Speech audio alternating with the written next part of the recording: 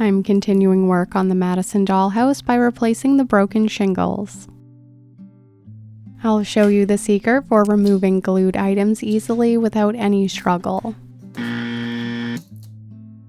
This dollhouse came with a big plastic bag filled with loose pieces. Before I started repairing the shingles, I reattached a couple loose pieces on the outside of the dollhouse. The two corners of the dollhouse were damaged, so I used a Sculpwood putty to fill them.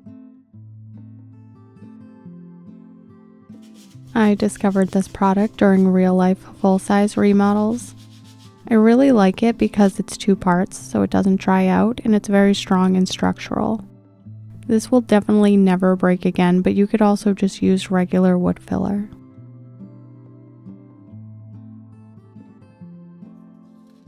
I'm not really sure why the windows have these horizontal lines going across them, but while I had the white paint out anyway, I just gave these a light sanding and touched them up.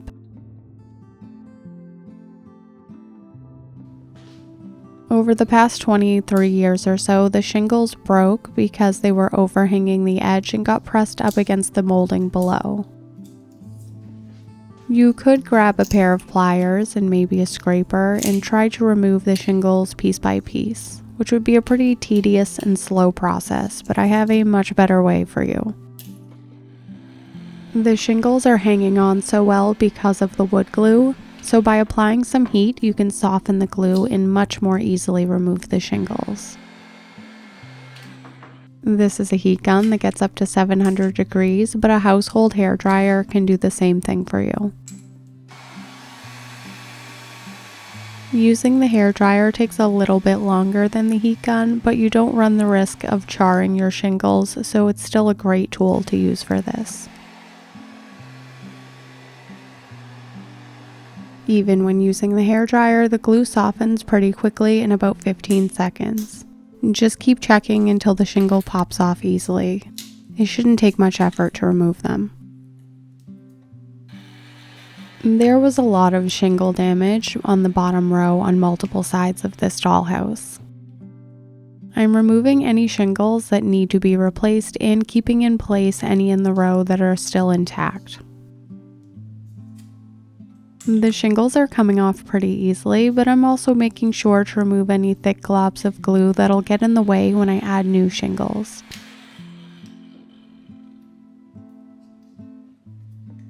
When replacing the shingles, I'm adding a bit of glue underneath the overhang where the top of the shingle will sit under the row above it. I'm also adding some glue to make sure the shingle is glued directly to the wooden trim of the house. I realized my shingles were a little bit wider than the original shingles, so I gave this one a trim before adding it. The difference in shingle size becomes a little bit of a problem later. As I'm going along replacing the shingles, I'm securing any loose shingles nearby. These shingles probably became loose while I was heating up the shingles I was intentionally removing. I really love this precision tip bottle, but I was kind of under gluing, so I switched to over gluing instead.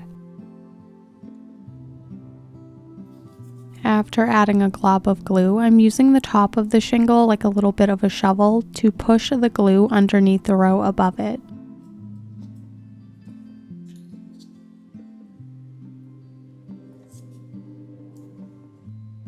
I'm reusing the shingle I removed from the dollhouse to fill in this corner space, since I don't need a full-size shingle for this. I used my X-Acto knife to trace the angle of the roofline onto the shingle piece and then cut it with my miter shears.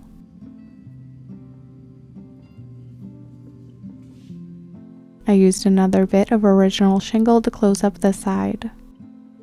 Using some of the salvage pieces not only conserves new material, but it also helps the new pieces blend seamlessly with the original roof.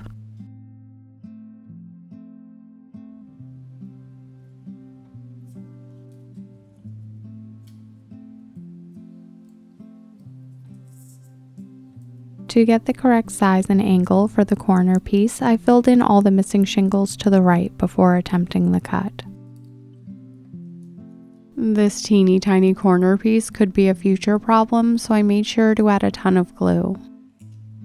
This long stretch of empty shingles is where I ran into some trouble with my slightly too wide shingles. Since my replacement shingles aren't the same size as the original shingles, the more I added, the more the staggered effect of the shingles went away. By the time I added the 8th shingle, it was directly below the shingle above it. You can probably avoid little surprises like this by dry fitting your pieces instead of just full sending it. It took me a second to understand what had gone wrong and why it looked so strange, but there really is only one fix for this. To fix it, I removed the shingles while the glue was still wet and trimmed a small piece off of the right side of each of them to make them the same size as the shingles above.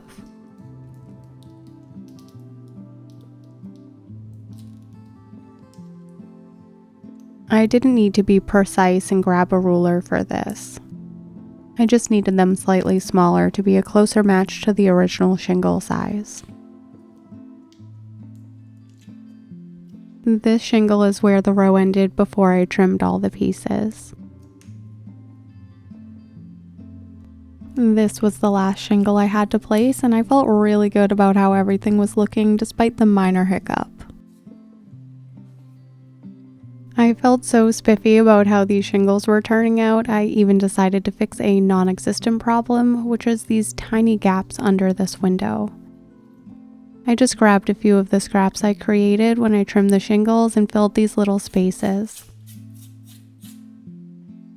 Prior to attaching the shingles, I tried to ensure they won't break again by brushing some wood glue onto each of the ends. The wood glue will help make it stronger so it's less likely to snap off in the future. The best prevention would probably be filling the void under the overhang. You could use either clear caulking or hot glue. I'm dusting the shingles using a microfiber cloth. You could use a brush or a sponge, but whatever you use, make sure you brush in one direction so you don't accidentally catch the corner of a shingle and damage it.